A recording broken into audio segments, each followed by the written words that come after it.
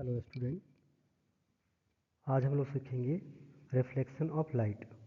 Reflection of light with formula. Reflection क्या होती है, उनकी फॉर्मूला क्या होती है, किसने दिए थे फॉर्मूला, ये सारे चीज़ इस वीडियो में हम लोग सीखेंगे एक एक करके। तो इस आगे बढ़ते हैं।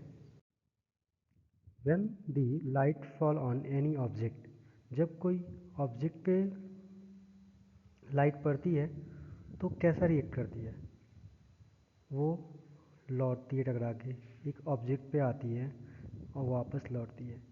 यहाँ पे हमें ढेर सारे लाइटों को रिफ्लेक्ट किया गया है एक ऑब्जेक्ट पे, जो ब्लू ऑब्जेक्ट है। इस पे से ब्लू ही निकल रहे हैं, बाकी सब लाइट जो हैं वो ऑब्ज़र्व कर रहे हैं, ये रिफ्लेक्ट नहीं कर रहे हैं। यहाँ पे है रेड ऑब्जेक्ट, जो रेड लाइट को रिफ्लेक्ट कर रही हैं। यहाँ पे है वाइट ऑब्जेक्ट, अगर रेड लाइट को छोड़ा गया है तो यहाँ से भी रेड लाइट निकल रही है। उसी तरीके से अब ये है ब्लैक ऑब्जेक्ट। ब्लैक ऑब्जेक्ट पे कोई भी रेज, कोई भी लाइट रिफ्लेक्ट नहीं हो रही है। Next, Snell's law, the law of reflection. Snell's एक वैज्ञानिक का नाम है जिन्होंने लॉ दिए थे रिफ्लेक्शन का। रिफ्लेक्शन का लॉ क्या होती है, अगर किसी मिरर के ऊपर या फिर किसी भी सतह के ऊपर, सरफेस के ऊपर हम अगर रे को यानी किरण को डाल रहे हैं तो वो वापस लौट के निकलेगी। जिसे हम डालते हैं उसे हम कहते हैं इंसिडेंट रे।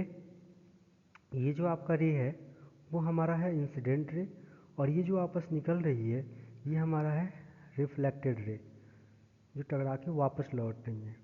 इसके बीच में जो दिया गया है ये है नॉर्मल ऑफ सरफेस, जो ये एक नॉर्मल है।